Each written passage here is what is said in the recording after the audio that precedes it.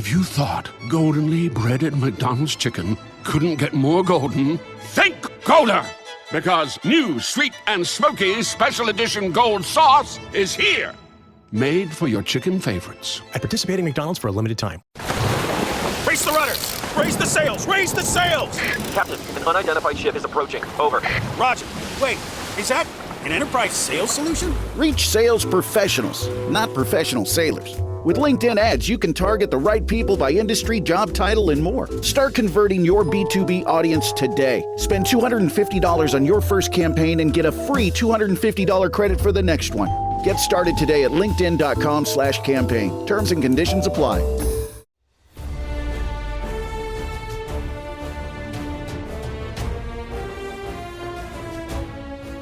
Hi, it's Dave here, and this is my wife, Kathy. Hello.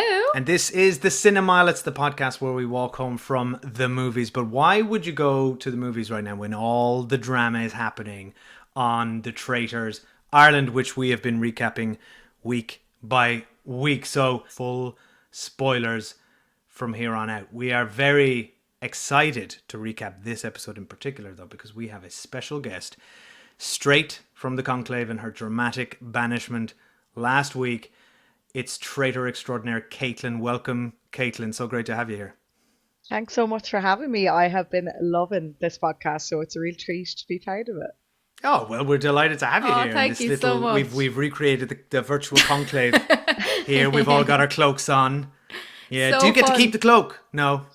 No, I did ask. Oh, I did of ask, course. but no. Now, I have specifically requested my breakfast room photo with the cross through it because I want to get a little Sacred Heart of Jesus light and put it up in my hallway. That's a great idea. Yeah, amazing. what a memento. You should buy a cloak and just wear it every Halloween for the rest of your life. Like, it's quite an honor to have been a traitor. Like, how amazing was it when you were chosen as the traitor? Oh, it was so good. And you know, like, I went in and I was like, I am definitely going to be a traitor. I'm so sure of it. But then she was doing so many laps of the table and I was like, oh, okay, I'm not going to be a traitor. And then I was like rethinking my game plan. So I was like, okay, I'm going to be a faithful. And then I got the tap on the shoulder and I was so excited. That was so exciting. So fun. We were always saying Dave would be faithful, but I'd be a traitor. Because I'm like, what's the point if you're not a traitor? Yeah, Like- but you have to be good. You have to be good at being a traitor. Like, and I gotta say, Katelyn, you got good game. You got Yeah. good traitor game, right? Were you happy with your performance in there? Do you know what? Like, people often ask, like, do you have any regrets or is there things you do differently? And obviously watching it, I'm like, yeah, I shouldn't have done that. Like, for example, going into that conversation under the stairs with Paulie and Eamon. But I wouldn't take anything back. So I'm quite spiritual. So I believe that every decision you make brings you to where you need to be. And I could have really turned into a real villain in there if I had stayed any longer. So I think it was my time to go. I think there was, I didn't think that I would get such good feedback about my game plans. I thought, you know, afterwards I was like, maybe I'll look like the spare traitor because they would have such dominant personalities. But actually, I think it came across that I was trying to be quite calculated, which was my intention. Yeah. Obviously, I would have liked to have lasted a bit longer, but that's the way the chips fall. Well, we're always saying it. Dominant personalities don't last in there. Yeah. Which is, they're great TV, but like, but I think you had just the right balance. I think Yeah. you were just like you weren't too quiet, you weren't too loud, you were bang on. You So, just got a little bit unlucky to get caught in all the absolute shenanigans, but that is what has made Traitors Ireland so fun because it's like, it's quite something. And like this week, we were absolutely desperate to get into because of the possibility of familial traitors. How did you feel about Paudie's decision to invite Andrew in? Yeah, I mean, I thought it was a real shame, but like I do understand it, right? Like I think after the dynamic between me, Eamon, and Paudie, like he needed someone in there that he could trust. Yeah. And I do also understand, you know, he was saying it in the episode last night that you might never have gotten a chance to come in and wear this cloak because there was so much heat on him. So I do get it from that perspective. But for me leaving, I was like, well, Andrew's gone next, you know? And I think because Andrew's such a sweetheart, he did not want to stand up there and say, I'm a traitor. If he was going to be banished, he wanted to go out with the merit of being a faithful, and I felt for him for that. But at the same time, I'm delighted he got to wear the cloak because it is such an experience. So. yeah. And it's also like, I think either way, like I think Paddy made the right decision in the sense of like, if that was me, I'd bring one of my kids in for the laugh, or a family member or whoever. Like he said, I want to know someone as my back. And as you say, he said he wanted him to have the experience. And also like Andrew was like, even if he hadn't brought Andrew in, everyone still would have thought he'd been recruited. So like it was such a lose-lose. But like I did think if Andrew had, we'll get to it, but if he'd just been a bit better at the round table, he might have stayed and they might have dominated. Look, we'll get into it, but I think the winds were against him anyway. Yeah. But let's get into it. I gotta say, so Katelyn, this is your first time watching the show, right, as an audience member, and you're not in there. What was that like? I have to say I loved it. And now we watched it last night, and you know I don't drink an awful lot, I will say, but we had a couple of drinks last night, watched it, and I just was belly laughing. I thought it was such a funny episode, and I don't know if it was because I'd had a few pints of Guinness, or if it genuinely was just very funny, or maybe it was because I wasn't in it. But I thought it was a fantastic episode. I loved what they did with the death row. I thought it was so interesting. I thought the bit of the fallout where the other group wanted to save Mark, and I'm sure we'll get into it. But I heard some people saying, oh, you know, maybe it was a bit of a slower episode after last week's chaos. But I actually think a lot happened in last night's episode, and I think there was a lot of development in the characters and of the plot of the show as well. So I thought it was brilliant. I completely agree. And let's get into it. Let's start from the beginning. Like all good things starts with breakfast. So I got to call out Ian here straight away, right? Ian... Jessica Fletcher. Just sitting around breakfast being like, I'm pretty sure it's Paddy. Just casually getting everything right throughout this entire Did you know she was this smart when you were in there, Katelyn, or did she hide it? I would say, like, she was definitely quieter in the first few days, and I remember having a conversation with Eamon about it, because I think Eamon was under the illusion that she wasn't a threat, and I was like, I would just watch out for her because she's a reflector. So, and I mentioned it in another podcast, I do a lot of work in psychometrics and personality testing and stuff, and these people who are reflectors are quiet, but they're observing, they're taking everything in.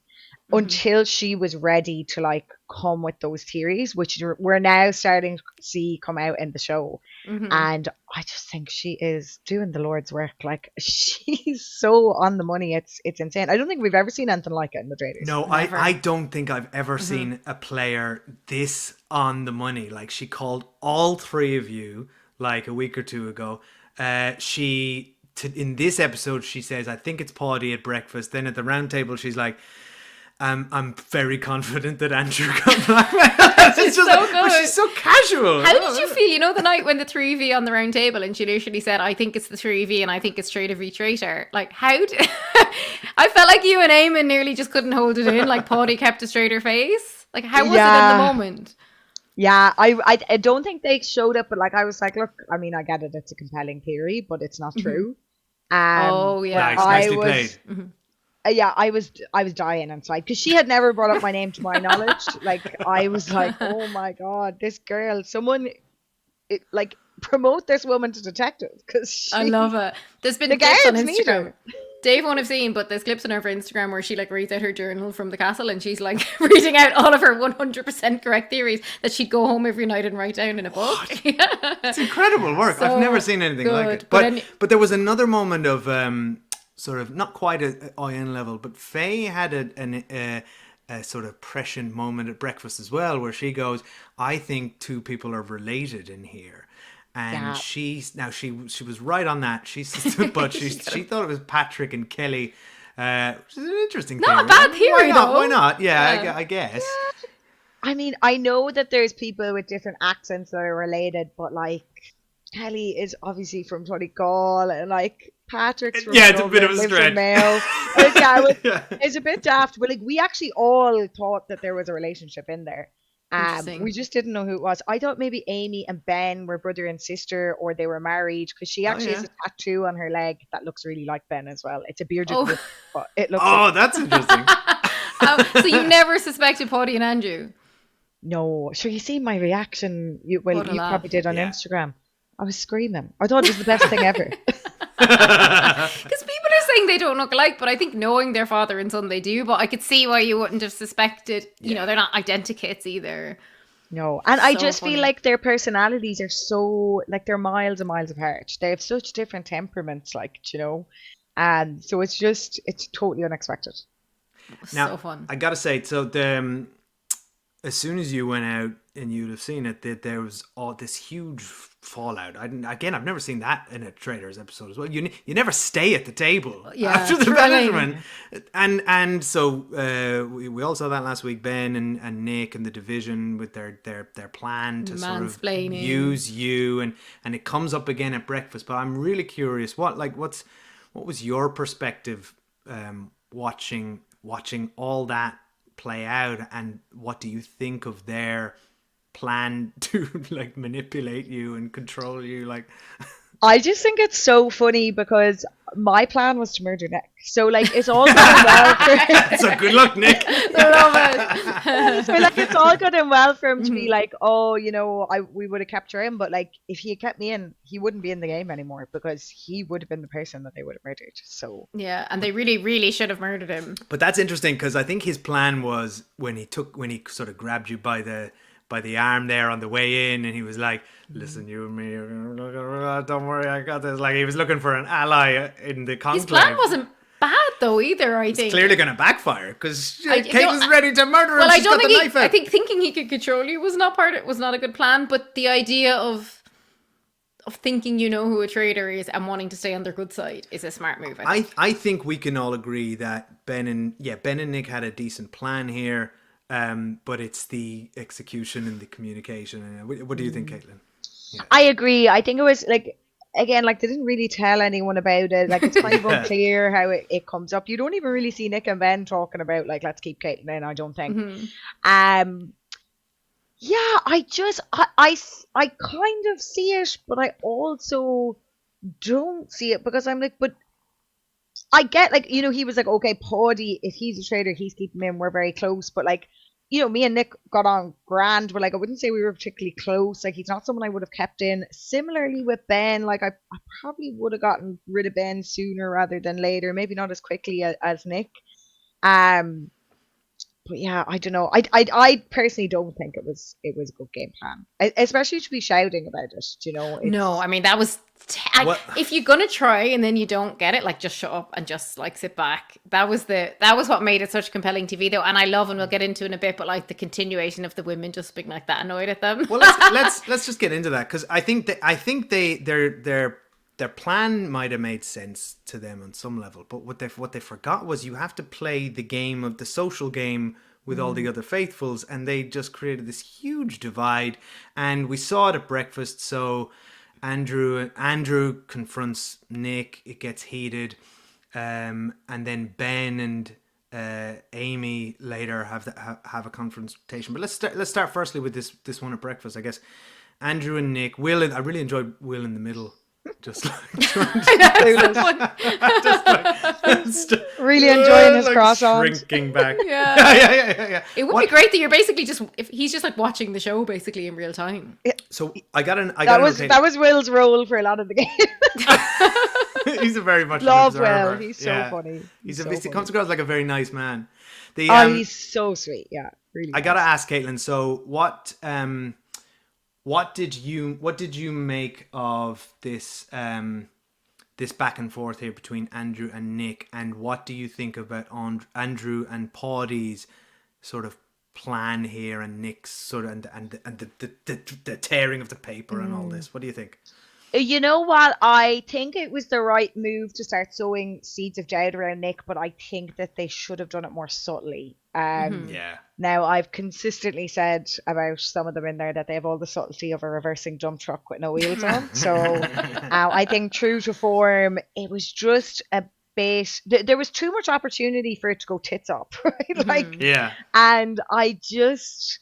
think they should have played it cooler and maybe talked to people one-to-one and been like, here, what about Nick? Like, we're kind of taking his word for it. He's given it a big one. He's given it shoulders. Like, that would have been my approach. But again, I probably a bit more under the radar with my strategy in that way. I think it did did it kind of backfire on them? I think so. I think with Nick as well, like his ego he's letting his game be dictated by his ego, I think, a little bit, and he's given it a big one. He actually is so intelligent, and like you see this in this episode, like when he's calling out Andrew and Paddy for their similar gestures and He was stuff. right. Yeah, he was right. That's why I love watching the show, because you're like, I don't agree with how he's acting. I also think in some ways he's right. I can see how you'd get caught up in the moment, like when you've got a big idea and it kind of doesn't work. So we end up with, like, after Siobhan comes in and, tells them the four are missing and all that. Nick and Paddy end up having this, like, massive argument in the kitchen, and Faye's just like making a cup of tea. I love that for her. I was like, I would take forever to make these cups of tea. I admired Faye so much for not just walking away. Like, I'm making my cup of tea. I don't care who's arguing in here. Yeah, you need a front row seat to the drama when you can. Yeah, absolutely. And I just think, like, do you think in there, like, when Paddy carries on like that, which I really enjoy watching, do you think people think that's just his personality, or do they think he's a traitor? I think there's probably two camps. I think there's people like Christine, like Paddy has her wrapped around his finger, and I think it's so gas to watch, like, because people just are like, oh, Paddy, like, he's like my granddad, like they just, they love the way he just kind of shows up like that. And then I think there is like a cohort of people like Owen, like, says it at the breakfast table, who is like, that guy is 100% a traitor, and I think it would be very easy to be fooled by Paddy, and I could have been in that camp too if I didn't know he was a traitor and we didn't have that altercation. Watching it, for me, I'm like, guys, this guy's clearly a traitor, but I think that's just bias because we know it's so hard to know how you would have. And how do you, like, what I need to know? Why was he writing Kate when he wrote your name down on the round table? Is that your nickname, or was he just too lazy to write the full name? It's so funny because I would say, like, some of my very, very close friends call me Kate, and I mean, like, my inner circle, and I'm like, you have not earned the right. I love when you two were in the conclave together, and he's like, "You'll excuse me if I don't trust you," and you're like, "Absolutely." Two colleagues who've thrown each other under the bus. I really at a respected how civil you and like, clearly there was, like, you were both very frustrated with each other, but, like, you managed to keep it super civil, and I think you credit to you for that. Yeah, I feel like you would have been there. Oh, sorry, go on. No, you go.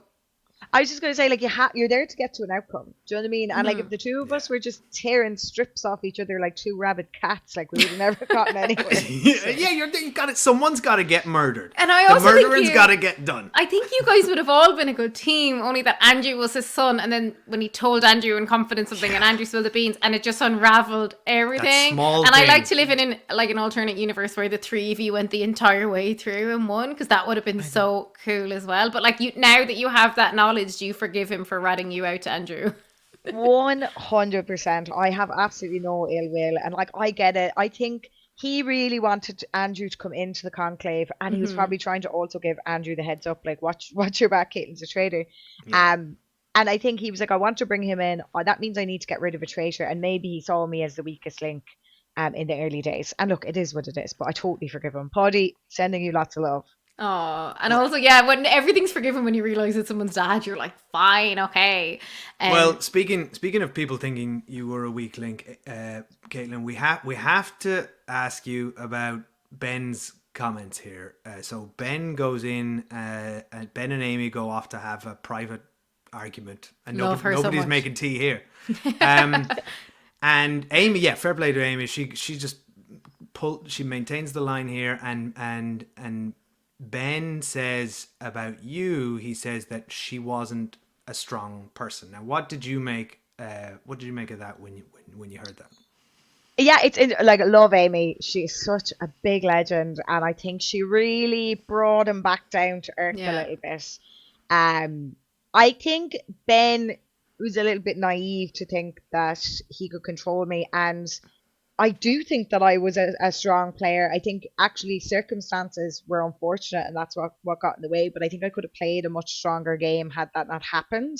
And I think Ben was probably a little bit naive. As I said, like, similar to Nick, I think the two of them have let their egos get the better of them a little bit, which is so easy to do in that kind of environment. And I think he probably regrets his choice of words now. So Ben, I forgive you. Don't worry about it, bud. Oh, You're a and I class think act. you're classy. We've said that on the pod before, and I think with him as well, it's like he had a notion. He says it out loud. The more he talks about controlling a woman, Oh, the yeah. worse it sounds. And he's not looking at it through the female gaze, where we're just like, it's like absolute red flag language to women and the mansplaining vibe. But I think he would have said the same about a man. So I don't think it's 100%. sexist. I think it's just when it is a man speaking like that about a woman, it just sets every woman's alarm bells running. So I think he's fallen foul of that language, and I imagine he will never use it again. But also top marks again to Amy for not letting him off the hook. Like I think She's so smart. a lot of people, myself included,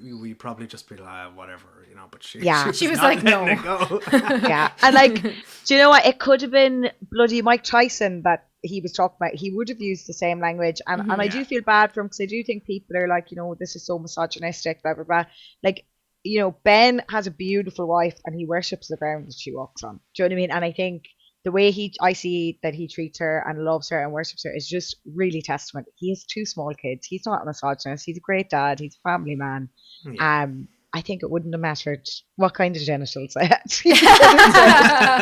Exactly. Yeah, exactly. It's just like poor choice of words and the wrong audience for that choice of words. But I like it because I like to see someone getting taken to task on that, but like in a respectful way. Like I think Amy was quite respectful. It's a good conversation to have on our screens on such a big show.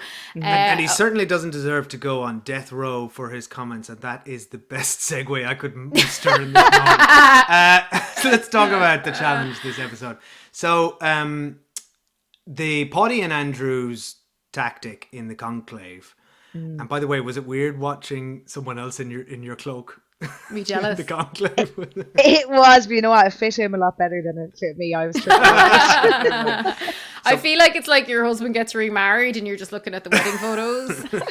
I'd be so That should be cross. me up there. I'd be so cross. But also like relieved that it's not you and you can just like, so you don't have to tell us any specifics. We're not going to ask, but like on a day-to-day basis, how exhausting was it to actually be up late at night in those conclaves?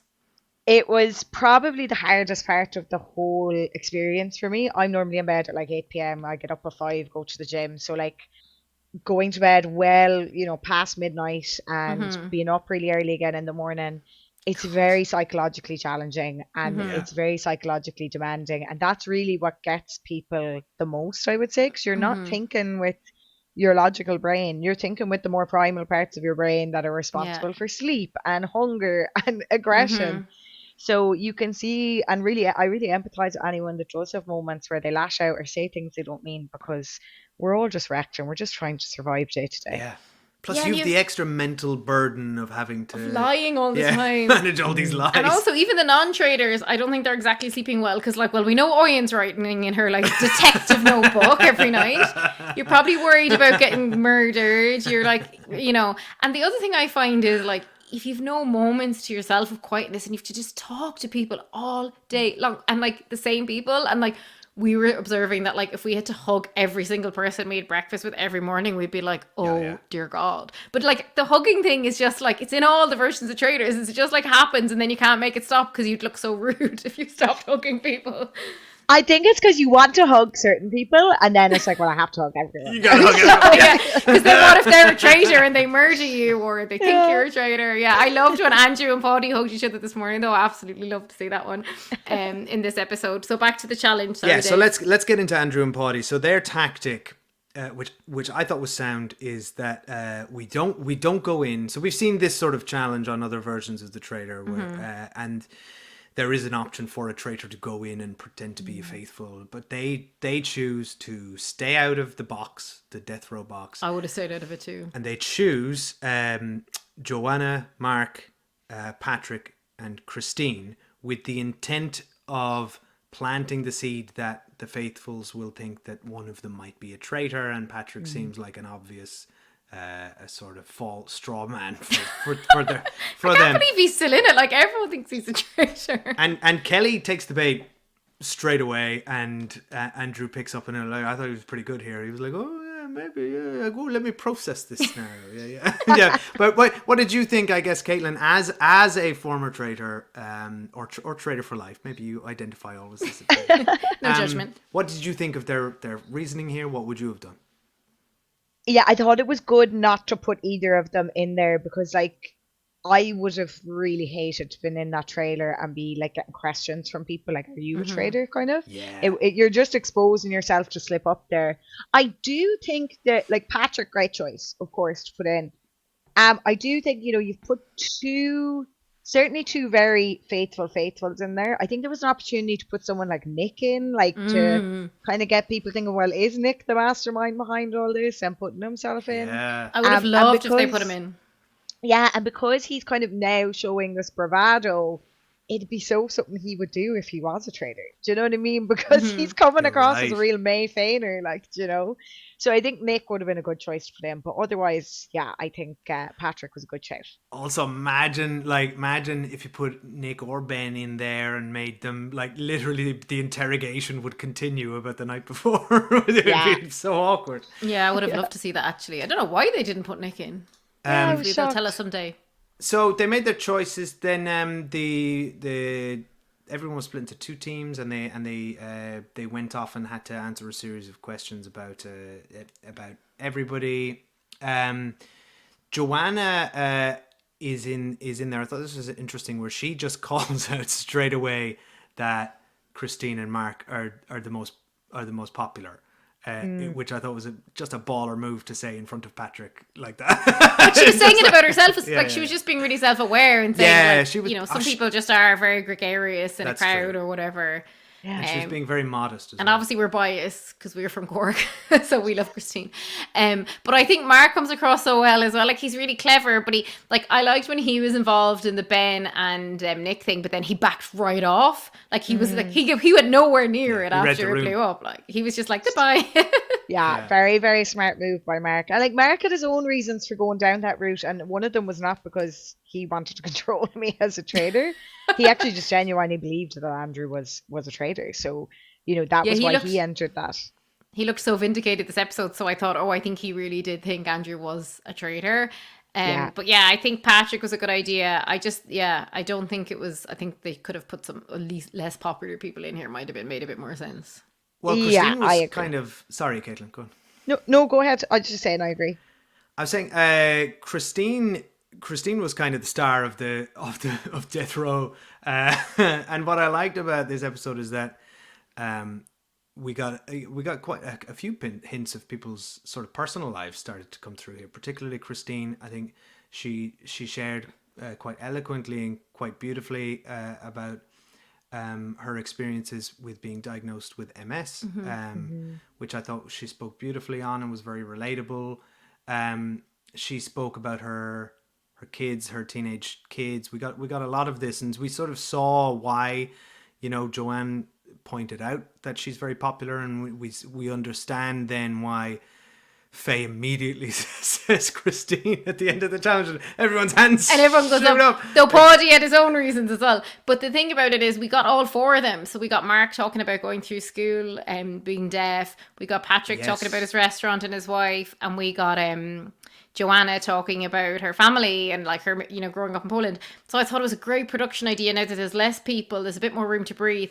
Like, it could be a bit dull watching these four people in a box. So like giving us this context meant that we'll feel typically I haven't felt bad yet, like that bad if someone's left, but now I'd be like, oh. Absolute fair play to Patrick for managing to plug his restaurant in Westport. I was like, I'm going. If I'm ever in Westport, because I love Thai food, I'll be at that restaurant. Yeah. I love Thai food, and I can tell you in good consciousness that the food there is good. Oh wow! Oh, there you go. High You've heard it here praise. Actually, this episode is sponsored by his by Patrick's restaurant. Name unknown. But yeah, no, that was all really good. And then they kind of end up saving Christine, and it was funny though because immediately some people are like, "Why'd you save Christine? Why didn't you save Mark?" And it's like, lads, like there's no conspiracy here. It's just toss of the coin. If someone had saved Patrick, that would have been hilarious because everyone would have been like, traitor. Yeah, so funny. And look, they all have, I think everyone that went on the show has such interesting stories, and I loved that about this episode as well, that you're actually getting to know people a little bit better, and I suppose to know the people behind the character on screen and the people that we know exist there. So it was great to get an insight into them. I have to ask you, Caitlin, on the subject of getting to know each other, you're all in there. It's very intense. You're kind of you're you're bonding and you're learning about each other. But there's sort of, you're all thinking in the back of your mind, is this person telling me the truth? You all went in, you yourself, had a little bit of a lie about your profession. So is that barrier up the whole time when you are getting to know people, or how does that work for you?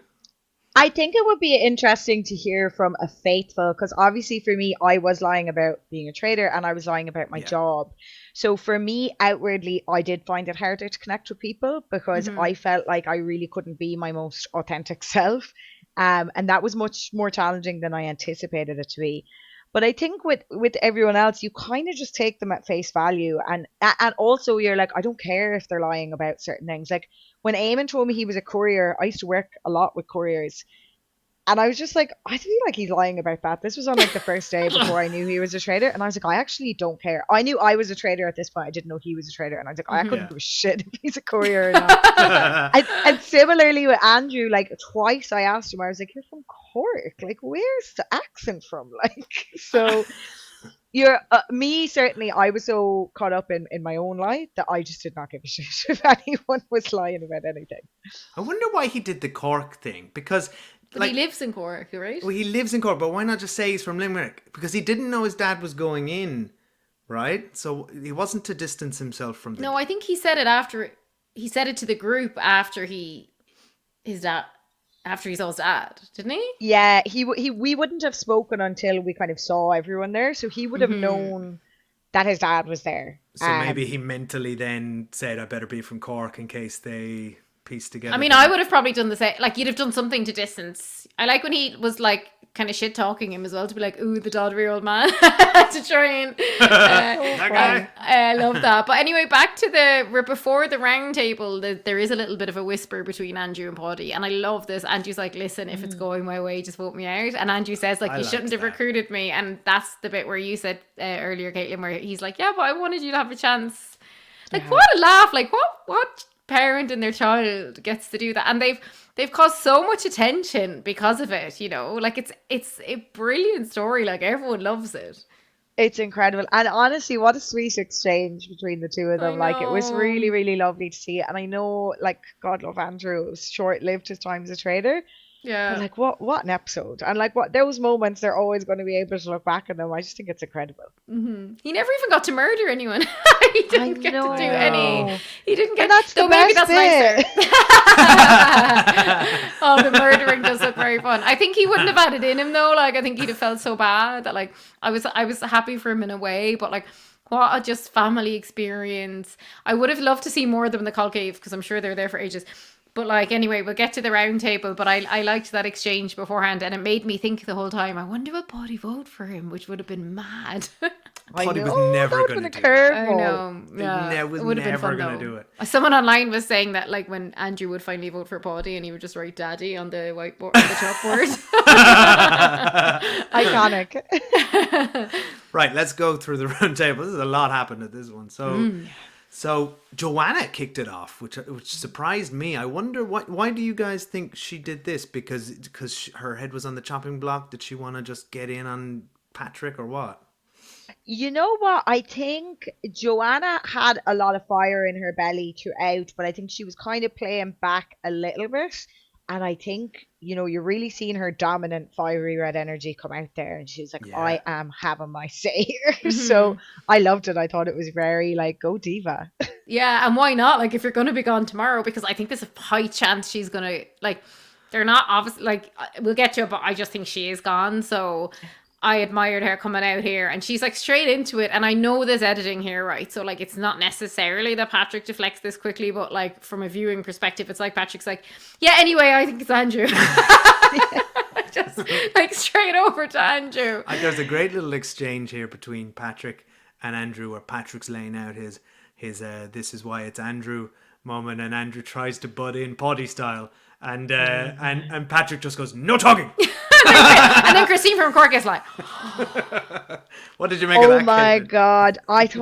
I was like, if that was me, I think I would have jumped over the table and started clawing at his head. I just couldn't believe it. He would have made a good moon tour, so he would have. Yeah, that's true. Couldn't believe it. I just thought the shots of Patrick in general, like where the eyebrows were going up, and oh, it was just so funny. He must So be funny. feeling the heat though, because like he's not a traitor. Like he must be so annoyed. He's like, everyone just thinks I'm a traitor. I've done nothing wrong. I've been locked up in this fucking horse box all day. Like Well, I just want to go back to my restaurant. Well, you know what? I had said it to Patrick when I was in there. I was like, I don't think you're a traitor. I just think you're a villain. What a lie. I think that is like what's going on here with Patrick. And I mean, look, he's obviously playing it up to the cameras. He's playing a bit of a character, and I think he got that across with his no talking comment today. So. Yeah, I liked it. Yeah. He's keeping his cool though. I gotta say, I gotta respect Yeah. that. Yeah, I'd have just crumbled. I'd have just been crying at this point if I was him. So Joanna goes in on Patrick. Patrick diverts to Andrew. It's like a game of tennis then. And Andrew's like, yeah, but what about Nick and Ben? Let's not forget that argument. Let's do all this again. And you could see, I thought Nick and Ben looked so fed up at this point. It was like, do we have I just think Andrew should have come in with a better strategy. Like he knew he was on the chopping block, and like he just repeated an argument that like that he's had 4 times already that day. Do you think he was just really tired, Caitlin, or like was he just sick of it? I really empathized with Andrew here because I remember even at my own last round table, like I did not defend myself as well as I had in previous round tables. And it does kind of get to the point where you're so exhausted and you're so like, what's the bloody point? Like they all think if they're going to vote me out, they're going to vote me out. Like it's that group think. It's very, very hard to change their minds once it's made up. And I think he was just wrecked. Yeah, he even said I'm tired. And I was thinking if like the conclave typically goes on late, he had all the excitement of meeting his dad. I'm sure they were chatting for ages. Then they had to pick 4 people to do this trial. They were probably up till bloody dawn. Like, you know what I mean? Like he looked, where it's so funny because Paudie's like double his age and he was still kind of full of beans the next morning. Paudie's just running on fumes. No, it's all those cups of tea. Hours, just pure tea. But yeah, I think Andrew just felt a bit defeated. And I love him, by the way. And I just wish that I feel like not that I was willing Patrick to get kicked out, but I would have just wanted Andrew to stay another night. So like, I wish he'd come at it with a bit more fire, but I think it just wasn't his night. He just seems like a very likable guy. Yeah. He's very like. But you all use the word, you know, you're saying about groupthink. I love how they're all using the word narrative now, which is just everyone's like, this is the narrative. No, this is the narrative. Do you find you just like absorb each other's language when you're in there because you spend so much time together? A little bit, and I suppose you also want to have that kind of, you know, if you're mirroring people's language back to them like you are at a subconscious level, they're going to trust you a little bit more. So I'd say there's probably an element of that going on as well. But narrative is a bit of a gas word, like, you know, It's such a comms word. Yeah, it is. I was like, is there an RTE comms plant in here somewhere? I also love how you psychoanalyze everyone. So I think you were right to lie about your job, even though Christine from Cork was suspicious about it. But Nick lays out his gestures narrative. Yeah.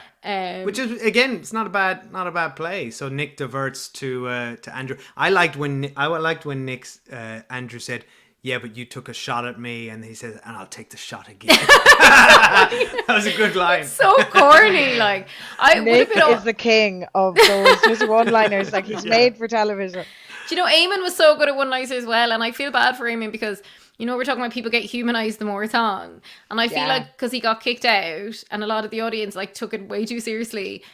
I don't know. I feel like he didn't kind of get to redeem himself on it, and I know he's done radio interviews since and stuff, but I hope at the end they'll do like a reunion or something and you don't have to comment on that whether it's happening or not, but like I think to give him a bit of a shot of like, look, I wasn't the only traitor, other people are doing it too, because like his lines around like Paudie thinks I'm throwing him a bone, but I'm throwing him under the bus, like that was iconic. Do you know what I mean? So good. I'd say Eamon was in the mirror practicing these. Like, Totally. It's like the thing about Eamon is like he was such a villain character, but like the camera would be on Eamon and he'd be giving it shoulders, and then he'd be like, he'd stop and he'd be like, was that good?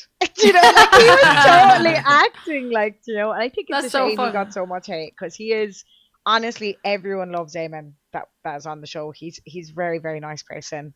Oh, that's nice to hear. He was definitely expecting some of the hatred, of course, because he went on to play that character. But I think, people just need to realize it's a game, and he wanted it. Like, you were entertained, you know? Yeah, we love it. Like, we're making a podcast about it, so people need to chill out. Like. Yeah, we love it. And then Vanessa calls out Patrick though back to the round table at this point. So she's quite in on Patrick, isn't she?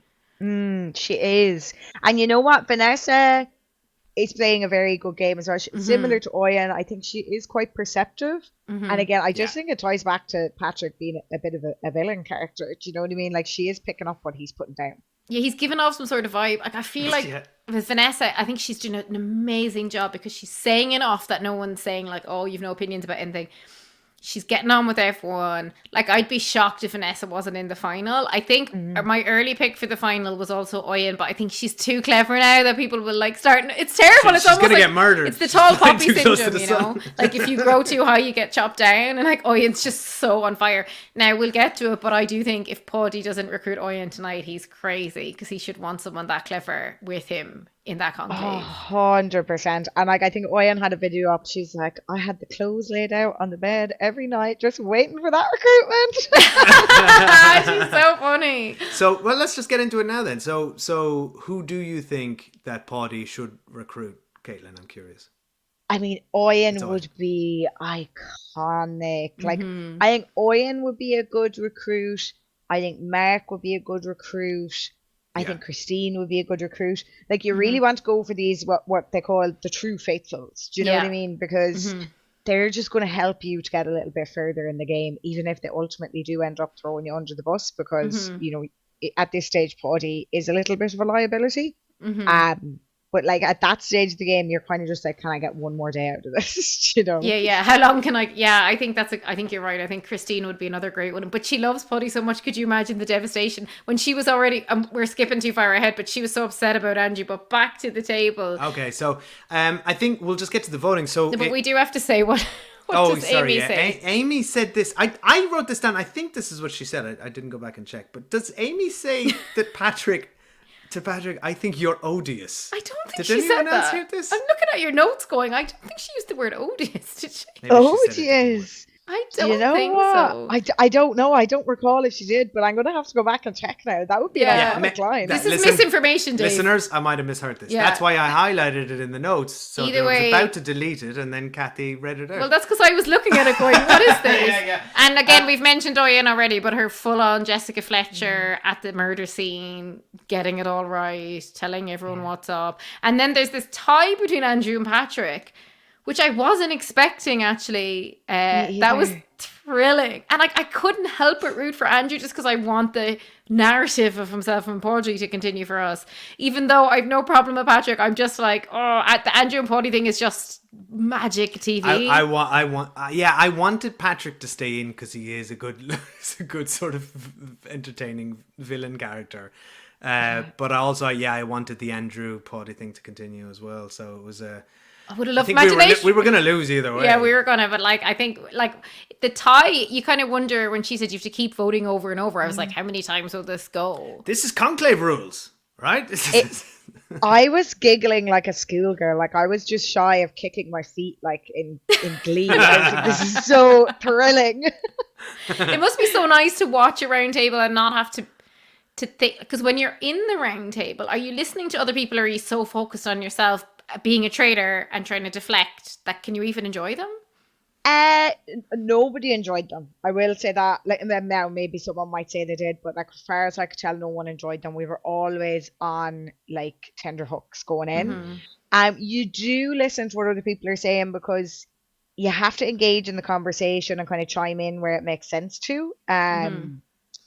But yeah, it was really, really nice to watch it and not relive the absolute horror of being accused myself. Oh my God. And everyone must feel so terrible when they then get rid of like Faithful as well. And like Linda, we really liked her and we felt so bad for her when all her like bezies voted against her and she was so adamant it was you. I know, I love Linda. She's so funny. Just the deflation for everyone then when they don't go through. But back to the tie. So the tie is broken. They go round again. Joanna and Wilkin changed their but they get to say their plea, remember? And this is where Andrew... Excuse me. Yes, very important. Andrew, like, God bless him. I was like, that's an exhausted, broken man there. He said, I've been trying to get rid of Faithful the whole time. I'm 100% faithful. I'm trying to get rid of the traitor. I mean, that could happen to anyone. That was so such a Nadine Coyle moment, like saying the wrong thing. It was. Did you feel bad for watching it back? Did you know that I he was going to did. get kicked out at this point? You didn't, did you? You're watching it at home and you don't know. No, and I really I honestly, it could have been either of them. I really, but before I watched the episode, I was like, oh, it's definitely going to be Andrew. And then obviously when I got to the tie, I was like, oh, they could get rid of Patrick, yes. But I love you, Andrew, but that plea was a bit pathetic, and I felt from I can't say I would have done much better myself. But I it's wouldn't hard have. at that stage of the day to be mustering a massive defense, And when you've been deflecting it. And so also the much. thing is, he is a traitor, so I just don't think he had it in him. Because the night before he did get really feisty because he was really pissed off. But I feel like this night he was just like, well, I am a traitor, so I think he couldn't defend himself. Andrew's a faithful. I think he is 100% faithful, as they say, and I didn't suit being a traitor, but I'm glad he got to give it a go. Yeah. But there were a few vote changes. So Joanna and Wilkin changed their vote to Andrew, but then Vanessa changes to Patrick. When Andrew got up and said, like, well done, 3 in a row, or you've done it again, like, that was a nice way for him to, like, I like when people go out like nicely like this. Yeah. And is it a record that we're wondering, 3 in a row? I don't think I've ever seen that. I can't remember it. In my knowledge, I haven't seen every territory or every season, but I think there's so many things that happen in this season of the Irish Traitors that have literally never happened on any other season. Yeah, like the 2 family members in the conclave mustn't have happened before, did it? I don't think so. I don't think so either. I gotta And say, very it's iconic. turned out to be one of the best seasons we've ever seen. It's like so good. And so many of our listeners were messaging us saying that they were kind of listening to us and like in England, because most of our listeners are in England, and they're listening even though they can't watch it because that's how desperate people are. But now loads of people message us this week, sorry RT, that they're VPNing it. So they're like on the RT player. BBC needs to get it on because it's that good. No, we need to get kickbacks from RTE for all the English viewership. Like, I think the word of it's spreading internationally of like how good it is. Yeah, like I've had people reach out from Canada, Brazil, Poland, like all over the world, Cool. like that are fans. It's so cool, and I think they will sell it on internationally. Like, so we're going to get a second wave. Sure. of How's it people been? Have you had a reliving. lot of people messaging you in general and getting in touch? Yeah, to be honest, I will sit down for an hour, clear everything off, and then like 30 minutes later, it's just back loads again. more. And it's been amazing. Like Wow. the large majority of it, and I mean 98% plus of it has just been overwhelming love and support. Oh, that's good. You messaged me Good, last I'm week glad. when you said that someone told you to stay off Reddit. That was probably Yeah. good advice, was it? Yeah, I've heard hope you didn't go Reddit on. and X are pretty Oh, yeah. brutal. Oh, well, X is X is a feral. We don't even use it anymore. We used to use it a lot. We don't use it anymore. It's all bots, actually. So I think a lot of the stuff you'll see won't even be real people. But I'm sorry to hear that, though. I'm Yeah. glad to hear most of it's good. And then, like, poor Paddy at the end here, he looked devastated. Like, felt his so own bad son for got him. kicked out. And he had to celebrate it. That's hard. He was like high-fiving The people. worst part, like that's the worst part. Like Oh, I the poor really, fella. for all of our animosity in the conclave, like I was like, oh, that's hard. Like, do you know, to see Yeah. to have recruited him and then to see him go out, like I'm sure he in that moment was like, should I have done that? Because the only thing is, I think I still 100% think that he made the right decision recruiting him, and I would have done the same. But the only thing is, on the round table, when everyone came at Andrew, if he'd been a faithful, he might have mounted a better defense. But he just didn't have it in him to be lying. So that's the only thing where I could see how Paddy might be like, oh, that was a bad idea. And then we ended here, and we know Paddy has to approach someone again. So yeah, who do you think he's approached, Katelyn? What's your guess? I would say, and look, I think I'm probably a bit influenced because I was actually listening to a podcast earlier about it, and they were saying, you know, Paddy is not necessarily being dynamic with the game, and that might cause him to recruit someone that maybe wouldn't make sense to. Do you know what I mean? I think a true faithful would be the right move. I don't know if he will maybe pick someone that has heat on them so they can get 4 in a row out. I'm not sure. I really couldn't call it because I think he's doing the right thing in the chaos. It's hard to know what his game plan is at, and I think there is some sense in the unpredictability of it. But because of that, I actually just don't know who he's going to go for. Yeah, I think a true faithful. I think if he's smart, Owen or Christine. But I do think if he recruited Nick at this point, it could be a good move as well. Because Nick's Recruit Nick to kill him. recruit Nick that would be to it. be a traitor because Nick's gone mad. And then throw him under the bus. And That's then what he would obviously then he has to murder one of the three. So who do you think he's going to murder then? I think he'd murder Mark and recruit someone else. Or he'll recruit Mark and murder Jordan. No, he can't. Mark's in like, can you recruit out of the trio? I think so. I Why don't think not? you can. Ooh, I actually don't know, but like I think Mark would be such an iconic recruitment. Like He'd be amazing. Really good. Be smart. Yeah, because he's the true faithful and everyone loves him. And we saw last week that everyone voted him the funniest in the house. Plus, he was in the horse box to the two lads going, I think you're both traitors. That was a great So he's like line. not afraid to stir it up at all. just Like like, I "Hey, you're wouldn't not at all." actually, I would not have the ability to say that to two people in a confined space where I'm trapped with them for hours. So I love that for him. Yeah, if I was there, I mean, I know that if I was there, I would probably have recruited a woman just because girl power, do you know? Yeah. And I do feel like dead on. the women, look, Athena was the god of war, but from a strategy perspective. Whereas, Ares was the god of war from like brute strength. And I think I would want that like strategy perspective in there. But I don't know. I think know. Kelly. Kelly. Oh, she'd Kelly. be great, yeah. That's who I would have recruited. Yeah, Kelly yeah. or Great. Joanna for sure. Yeah. Probably Kelly just because of the game that she was playing. She'd be such a good recruitment. Yeah. And she got so feisty earlier with Nick that like she has the true faithful like ring to her. I think he's gonna kill Joanna because you remember before when Eamon was like, "Oh, we should kill." Eamon wanted to kill him, and then you guys are both. Eamon wanted to kill Mark, and you and Paddy were both like, "No." So I feel like Paddy would still have that in him, where he Wants to kill Mark. Yeah. no, Paddy didn't want to kill Mark. Oh, did he not? No, so I think he won't want to kill him again. Oh, I see. Yeah, but then maybe Because he's just like Mark's too clever. Yeah, because Mark had put a lot of heat on Paddy, whereas I think Mark is not putting as much heat on Paddy now, so he might feel more comfortable with making that decision. Yeah. I think knows? Christine would be a great recruitment too, because she She'd be has so fun. shield. Do you know what I mean? So he can't I murder forgot her about anyway, that. like, do you know? So may as well Yeah. bring her Good into the fold. I Good forgot about point. that. Oh my god, the joy of getting the shield, although you probably regret the day you ever got given the shield, do you? I actually have PTSD whenever anyone says the word shield. Yeah, like, it was. But you know what, as well? Like, I think it was at that kind of stage that, like, I don't think it mattered what I would have done with it. I think there was people that were just like, I want that girl gone. Like, I want her out of here. You know, whatever I had done, I think people. But we were saying last week that like we thought we would have done what you did with the shield, which is like tell everyone at breakfast. Because like, what else are you supposed to do? Like, otherwise you're like giving off traitor vibes.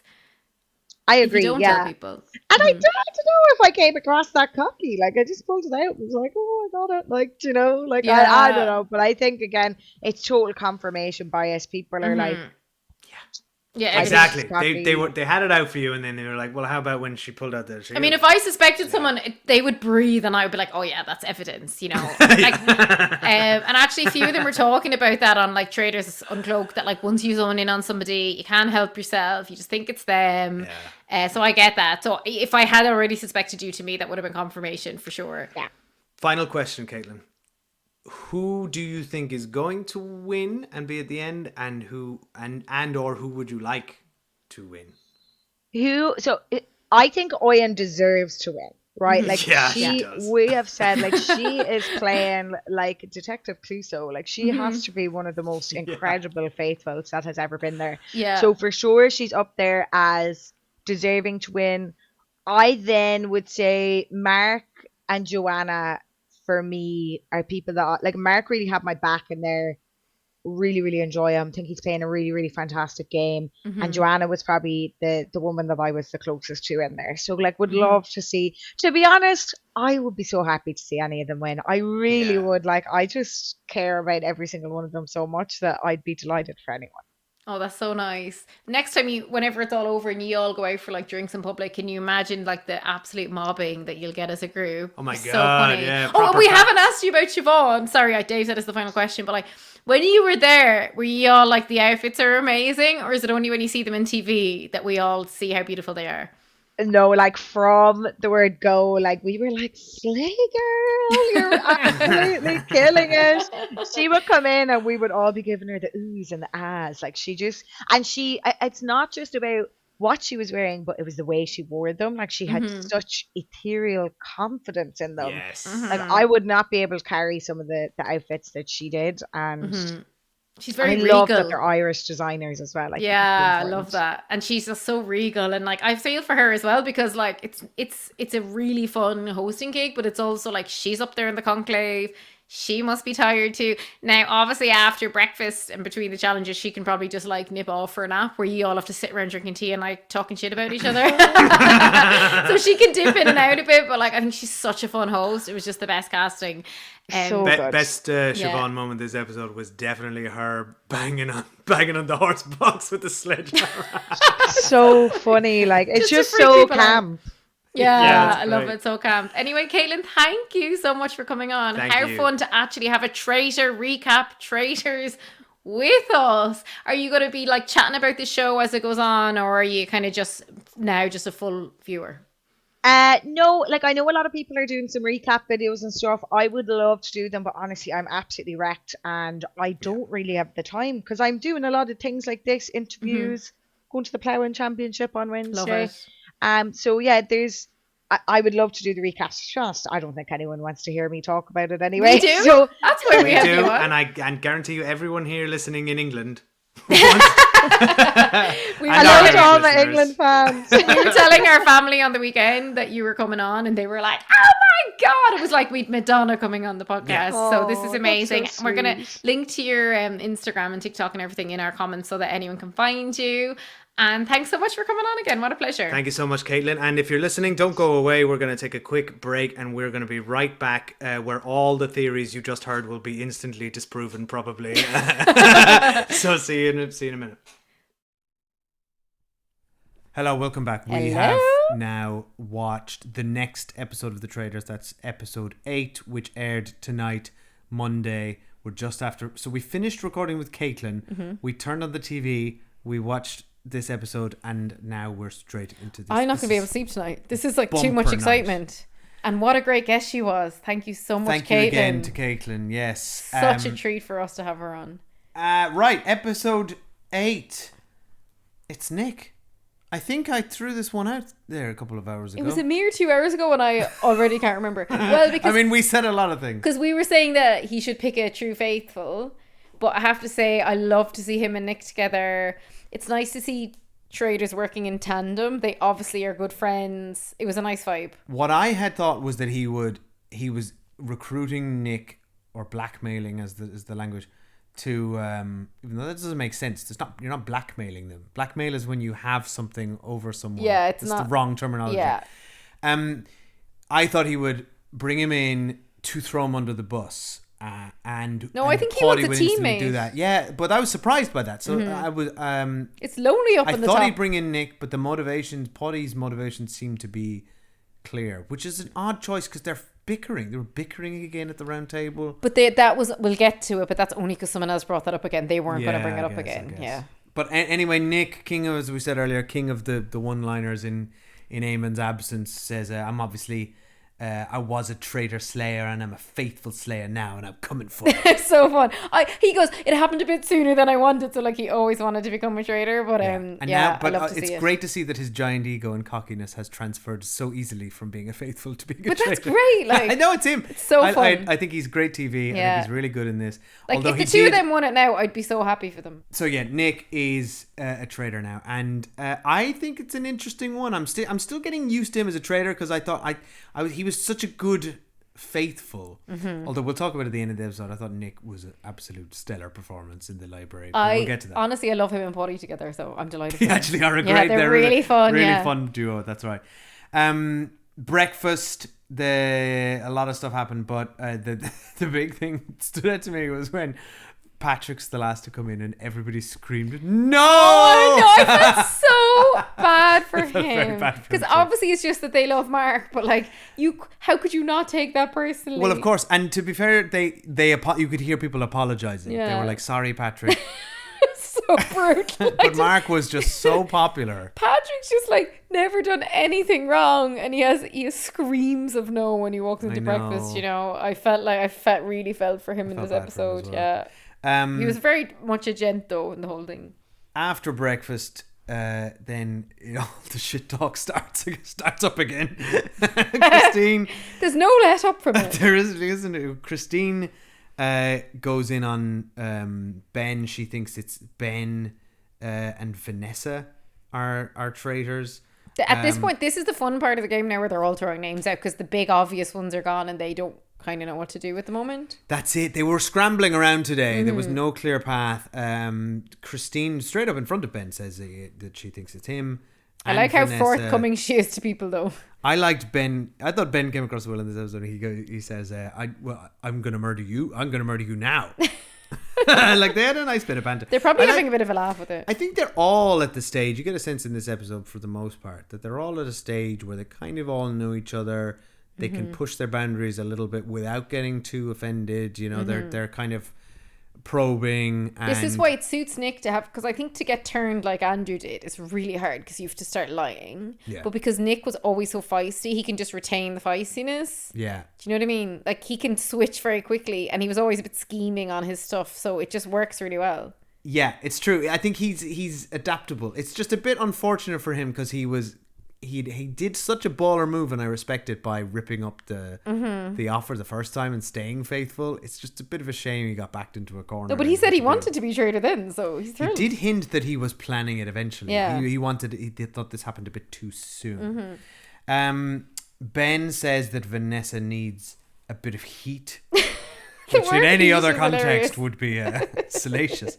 Vanessa and Joanna. We should do a word count on how many times the word heat is said and how many times the word narrative. I love the lexicon of the show. Yeah. We were talking about Actually, there was no narrative. This episode was all heat. Yeah, a lot of heat. So much heat. Vanessa and Joanna had a nice moment where they were kind of talking about Vanessa highlighted that the immigrant experience. That was interesting. I thought was interesting. Again, bringing in some personal. She said she's been working since she was 12 and she came over from Poland, and they were relating their sort of personal life to their experiences in the house. I thought that was welcome. And then Joanna starts talking up Faye's name, right? And this starts going around. The Faye thing is hilarious. The Faye thing came out of nowhere because Faye has not. Correct me if I'm wrong, listeners. I don't think Faye's name has been mentioned once remember in Andrew, any of the remember edits Andrew brought it up saying that she looked different from her portrait. Oh God, you're right. Which was so absurd. Funny. Every time someone says her Andrew's name, lowest moment. every time somebody says a reason to vote Faye out, she's like, huh? Yeah, and we'll get to that, but Faye held her own, I thought she was, well in this yeah, episode. she did really well. On to the challenge. Now, this wasn't one of your favourites. No. Kathy, as we've said before, Kathy checks out at the challenge, and I could see the glaze coming over your eyes. Kathy, for anyone who doesn't know, I love board games and I love playing board games, and I've tried so many times to sit down and teach Kathy a board game, and the glaze comes over. And that's the same glaze here when they start. Because I thought they were going to do the game from the American Traitors. That was really funny last year where the dolls were singing and they were all singing. Well, it kind of is. It was kind of that, but they tweaked it a bit. It kind of wasn't. So I actually couldn't really follow what was happening, and then I just ran out of steam with it. But like, it's still fun. Like, it was a fun one to watch. But I'm glad we didn't spend that much time on it, and we got the shield. The sort of twist they added to it was that the contestants, the team who were doing the initial communication of the sound, had to also do a dance, some sort of bizarre, that was so weird, incantation ritual, which seems to have just been designed to make them do stupid shit on camera, so they could put some silly music behind it. And I don't think it was really a complete success. A lot of this felt like a waste of time. However, I got several laughs out of it. So I thought in particular Ben doing what he thought was a banshee. And I don't know what he was trying to do, and Patrick saying it's some sort of ghostly sound, and then Patrick left the phone behind and ran away, and Ben was left screaming, "No, it's not a ghost!" And then he had a great line to camera. It was something to do with fairies, and they were half giggling. Like there was like. It was funny. It was fun, silly. Yeah. It was funny. I'd say for them it's really fun, and they're thrilled to not be doing a physical challenge. Yes, I think so. Although, to be fair, there was a lot of running. Fair play to Kelly. She seemed to be running non-stop.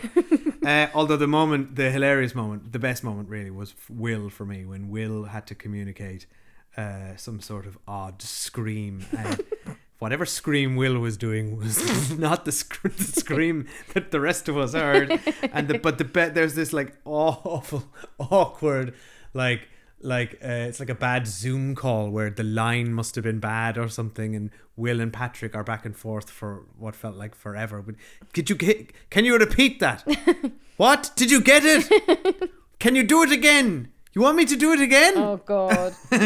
And it just back and forth for ages. But I guess the most notable thing that happened was Vanessa found the shield and kept it a secret, as you would.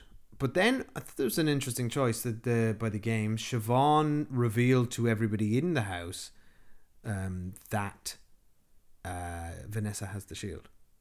Yeah, I don't understand that at all. I would have thought it was players' prerogative whether you tell or not. Yeah, I think the idea was to have half of them know and half of them not know. And I thought Vanessa makes a smart call here. She's like,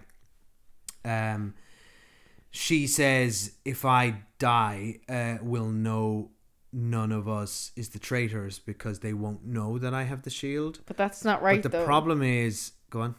Because a traitor could just try and fuck with them. Well, no, it could have worked if nobody in that room was a traitor, but Podgy was there, right? And then also Vanessa needs to be murdered. Right? Exactly, yeah. But what's more likely, which I'm sure she's figured this out because she's smart, and we just heard a soundbite. What's more likely is that a traitor's in the room and might murder you to make them look clean. That's what I'm saying. Were in yeah. The room. Yeah, exactly. So I just don't think any of it makes sense, and I don't think she should have had to tell anyone if she didn't want to. Yeah, and honestly, it didn't really amount to anything. Yeah, it's all just a bit limp, really. Like there was nothing really to any of it. But sometimes you do these. I think the game lot structure is sound. Something interesting could have emerged from that. But this game is organic, and sometimes interesting things happen, and sometimes they don't. Sometimes you get Will accusing Kelly because of her maths on the side of the river. Like, yeah, exactly. Sometimes you do get gems. And then we get to the round table, and Joanna goes first again. Joanna is now all about kicking. We're getting a lot of Joanna in these last two episodes. I'm glad. I really like her. Remember in the first week we were like, "Who's Joanna?" But we knew she'd come in later. Well, you said that. You said this in the first week that there's people in the background here who we're gonna like later. And but I think her back's upright, and mine would be too, from being locked in that horse box for however long. So now she's just going hell for leather. Yeah, and she also really thought she was gonna get killed. And I love when she said, God, I feel like I must have main character energy, or I think I'm in the middle of my own movie because I was convinced I was going to get killed and then I didn't. And that's what we were saying about the kickboxer champion, when she thought she was definitely going to get killed because there was a conspiracy against her. But it had nothing to do with her. But everyone's the center. We're all the center. Yeah, everyone's the center. So I honestly thought she was going to get killed as well. So I think she probably came in and was like, well, I may as well just go hell for leather. I thought Mark was the smart. Well, Dave, you did projected that Mark would be killed and that Nick would be recruited, so fair play. Yeah, I finally got one right. Vanessa then. So sorry, Joanna kicks off and she accuses Faye. She gets her Faye theory out there. And this is the first time we've seen Faye under some real scrutiny because Andrew's thing was absurd and she was so confused. Yeah, everyone was like, what are you talking about? Actually, confusion is actually a good tactic, I think, if you're a traitor. Just be like, what? Yeah. But Faye has a bit of a theory here, so let's run her theory back again. So she... No, you mean Vanessa has a theory, yeah. Excuse me, sorry. Well, no, it was Joanna. Joanna has the theory about Faye that... Because they're saying that what they feel like Faye whispers to Christine and then gets Christine to spread it, because Christine's so obviously faithful, and they say, and Christine wouldn't be able to lie. And then they also think Faye put Christine in the horse box to deflect from herself, knowing that she'd be able to rescue Christine at the end because they're best mates. So I actually think, as theories go, it's not a bad theory. It's not like a crazy, absurd theory. But it relies heavily on the fact that Faye is a traitor. Yeah, she isn't. And then Vanessa kind of jumps in on this theory. So Joanna and Vanessa go and Faye. And then Amy jumped on, which I thought really looked like it really hurt Faye, particularly when Amy jumped on, because they seem to be in a clique.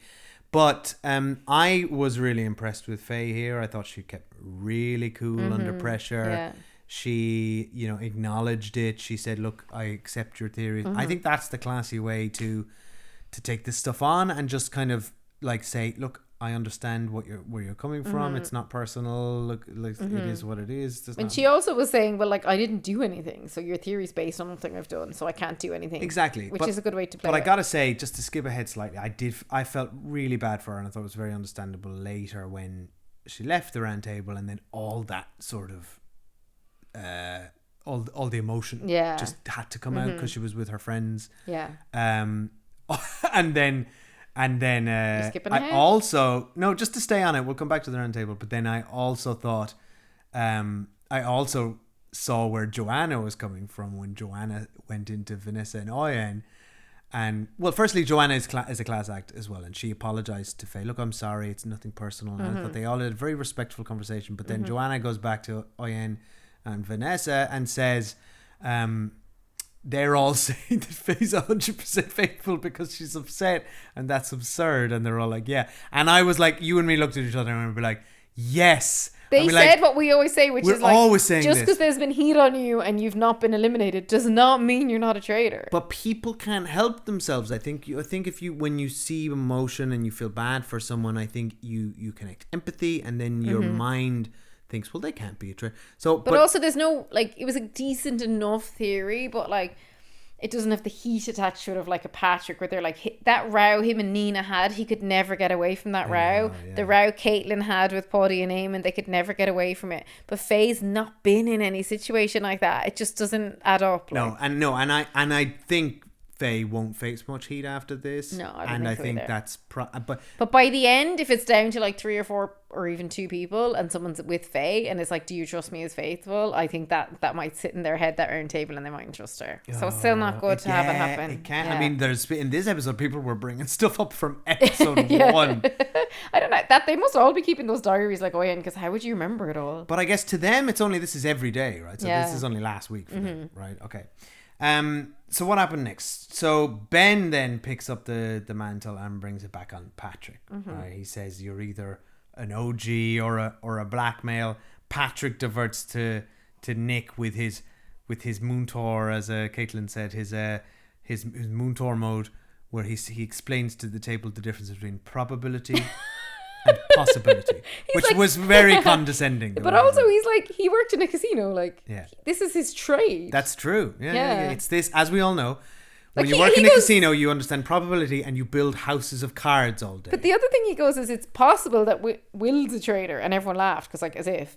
But it's probable that someone else. And then later on, Will nearly gets booted out. So, like, how quickly the tide turns here. I know. I enjoyed it, actually. Thought it was a bit fun. I thought it was a bit of a dig at Will, in that he was like, he picked the person who was the least likely to be the mastermind, like by saying, well, it's possible that Will is the mastermind. It would be a great strategy, though. Now I think about it, if I was to go on this show, which I obviously couldn't because we've now recapped it, but it's a good idea to just go in and act away with the fairies.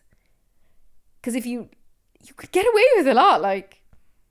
Yeah, if you act confused, that's what I was saying. Yeah. You act kind of confused and you don't really know what's going on. Yeah. Then it doesn't sort of... So wait, so you think Will is doing an act? It could be an act, I don't know. Because he is like, he's coming across as very endearing, but he's like... he's firing shots all over the place. And I love them. Well, let's no, we'll come back. We'll come to Will in a minute. Let's stay on. So Patrick goes in on Nick, Paddy, because and Patrick Nick says start off on this. But Patrick goes, but in fairness, Patrick says to Nick, "You've no evidence." Patrick was so good on this round table. I thought he was so clever. I thought he was very. He says, "You've no evidence on me, Nick, and yet what about your whole theory yesterday, Paddy and Andrew ripping the thing up at the same time, and now suddenly you've gone quiet on it? Why?"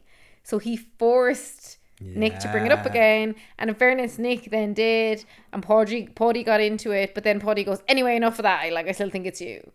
So I think Paddy did enough. They did enough to like get into it with each other, but then I guess their heart wasn't really in it, but they were able to bring back the heat of yesterday, and but they had to had to. It was performative because like Pat was so right to say, "Where's that gone?" Yeah, exactly. Like he knew what was up.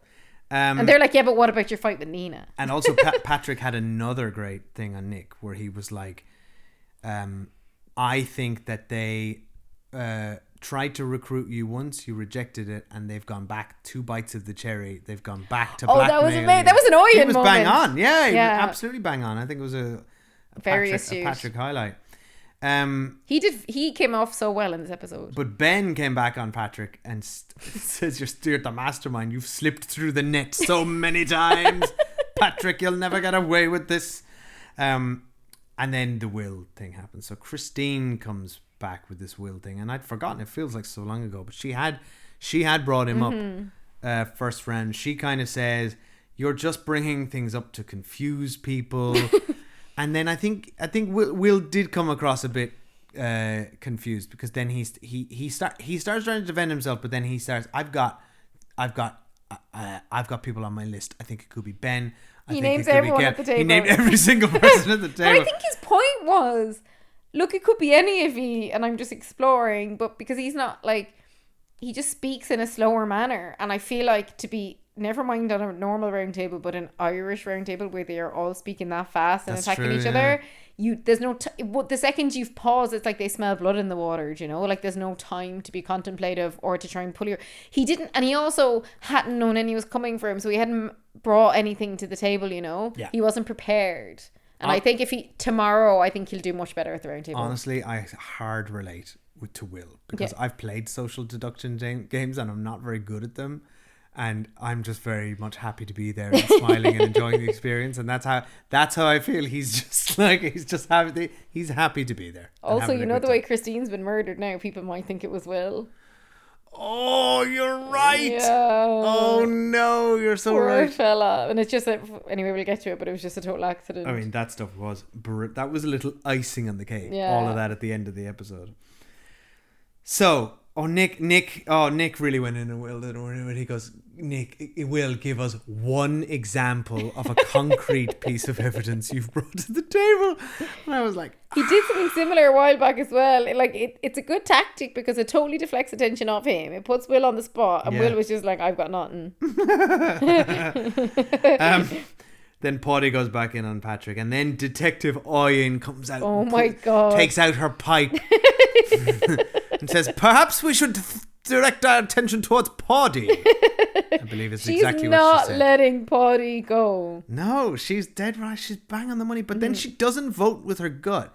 And what's interesting here is we've never seen this before, but you see some little side chat going on. Which is a glimpse into, I think, we see the very edited version of the round table, but there's obviously lots of chatter happening while they're maybe setting up a new like a shot or fixing sound or God knows what.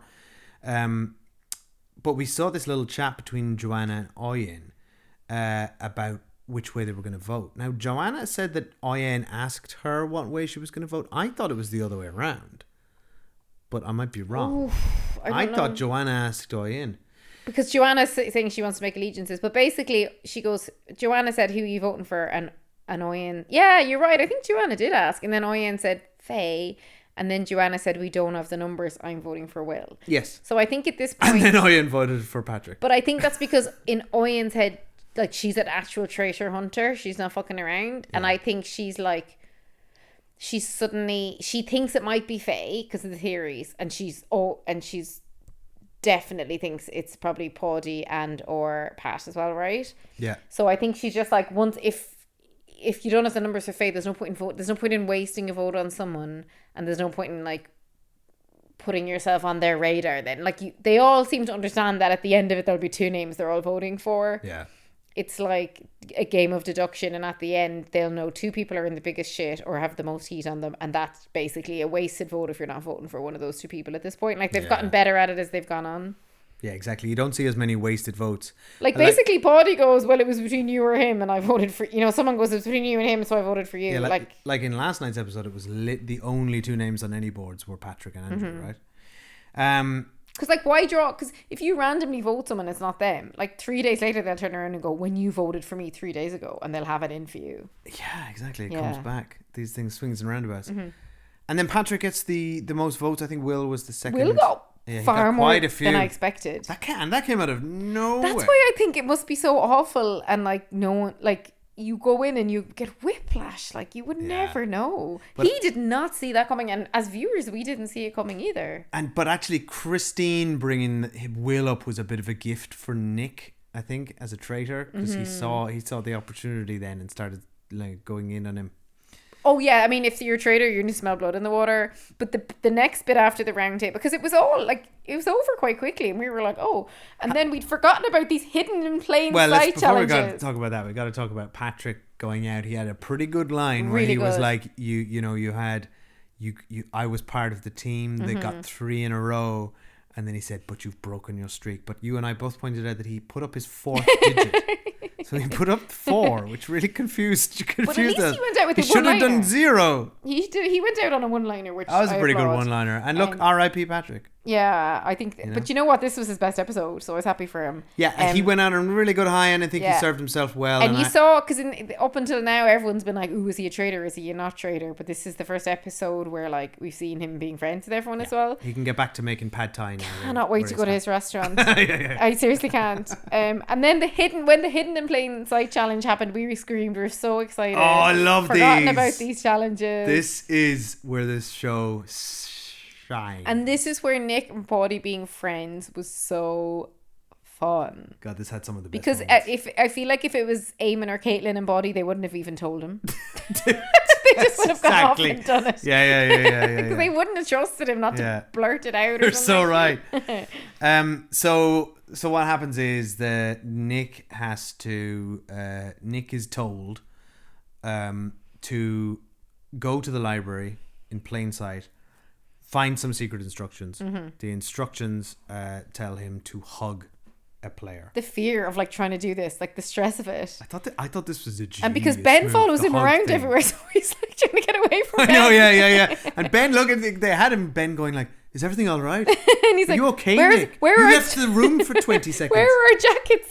Yeah. Nick's probably gone for ages, and he's probably not usually like that. Yeah, so, exactly. But I love when he does whisper it to Paddy, and it's so funny because Paddy doesn't realize that like Nick's trying to tell him something. So Paddy's like to Will, "So when you do 6 months of the year in America, do you have to pay taxes?" I loved what a question. What I loved here is that we got a lot more glimpses into just like the chat, because they're obviously just there for a couple of I hours after if the actually round I met table. someone who lived here 6 months a year, I'd be genuinely curious about the tax arrangements. Because they can't be talking about the game all the time. But also, Paddy probably doesn't want to be left in the room alone with Nick because they look suspicious, so he's trying to keep Will in. Yeah. And and Nick's like, "I don't going care for the about his opposite tax thing." arrangements. And then the best exchange ever between these two. So much fun. This was laugh out loud Yeah. funny. I thought Paddy is Paddy some is character. hilarious. And it's just so Irish. I loved. Do you know what was so Irish was when Nick said that Paddy was keeping sketch for him. In the that was library. so That was good. the most Irish thing ever. Yeah. But then Paddy, when he finds out we have to hug a player, he goes, "Fuck off." And he goes, what did he say? He literally put his head in his hands. He's like, He's so I'm tired. I'm not being funny. Nick, I've never seen him more disheartened. He's At like, the thought of having to just hug an but individual. he's right though, because like we were laughing yesterday over the breakfast thing, everyone has to hug each other at breakfast. That's fine. That's like the social construct. Yeah. Everyone has to hug each other at breakfast, like it or not. But like he's probably never hugged someone outside of that scenario. And you can't just go up to someone and hug them. You have to concoct a reason. But that'd be like if it was me and you, if we were the Traitors, like I'd have to go and hug someone because I do hug my friends, but like you would never. It's it is literally such a genius move. And it's But the worst part is then like Christine has been like Paddy's like number one gal, and Paddy's just like, "Get Christine." Well, they were. But in fairness, Nick had to work back and say, "Who could I hug?" And he said, "Well, I can't 'cause go hug. was He was gang. like, "I can't go hug Will. It'd be too weird." Yeah, he's like, "I can't hug Yeah. Will. I can hug Christine." And there was another name mentioned as well. They had it down to 2, and then Paddy said, "Just you decide, right?" yeah, I didn't catch who the other one was. no. Oh, it was Christine or Joanna, wasn't yeah, it? Christine or It was Joanna. Christine yeah, or yeah. Joanna. And then they basically just said, "Whoever you can hug first." Like And this, anyone. I gotta say, this was thrilling. This television. was. Watching this is the him. best part. Like, why are we wasting time with them fucking dolls and banshees? I know, Like this is the meat of the episode. Wow, watching watching Nick walk around the mansion with this loaded guns. And he was, and like I think his arms, whoever his arms connect with, they were was going basically down. like, hug anyone. And like what Caitlin was saying, that like you're just trying to get through to the next night. But then it was so suspenseful because people were walking past him. At one point he was very I close thought to he was- Faye, and I thought he's just going to do it because he has to get he has an opportunity here, and the clock's ticking. I thought he was actually trying to angle for a happy birthday hug. Yes, I thought But the same. I think it would have been suspicious of him to do that because he said himself it has to be Joanna or Christine because like they're the two he would hug. Yeah. Because like they're probably just cuddly people who walk in for a hug, that way. But it was so suspenseful, and I can't believe Christine poor has Christine. outed. She murdered herself. She walked into his arms and she said, "You're like a brother." Like, can you actually believe? Can you imagine what a way to go out? That's unbelievable. Oh. This show has produced so many amazing moments. Iconic, like, We screamed at the television when she hugged him and said, "You're like a brother." like I can't. Like, It's like this is The Godfather Part 2. Like. yeah, this is just incredible stuff. It should all be these secret challenges. I love that Paddy was just like, I'm out of this challenge, but also I love to see them working together. I hope they keep working together like this. I feel terrible that Christine's left because we loved watching her and she was such fun TV. But like, what a way to go! In fairness, like it is like when she finds out it was him. Incredible. Whew. Yeah. Welcome back to Cork, Christine. We'll have the bus out for you, a big welcome home party, like the hurlers get. I don't think she's been in Slane Castle since this film. Oh, she hasn't. Not sequestered. She's not locked in a horse box again. Back in the whole. Yeah, they lock you in it for 5 months, so you can't tell anyone whether you won or lost. Anyway, what a laugh. We're putting this episode out a day early just because we've recorded so much with Caitlin and tonight, so this is going to be out Tuesday morning, and then Wednesday morning we'll have Tuesday night's episode. So tomorrow. Yeah. Just to be clear. Today is Tuesday for you. For you. Tomorrow is Wednesday for you. Yeah. And that's the next episode. Yeah. Hope you enjoyed it. Let us know if you think we should have someone else on recapping with us, and if you know who it should be. Thanks for listening along. Yeah, how do they email us? thecinemal@gmail.com, And how do they Instagram us?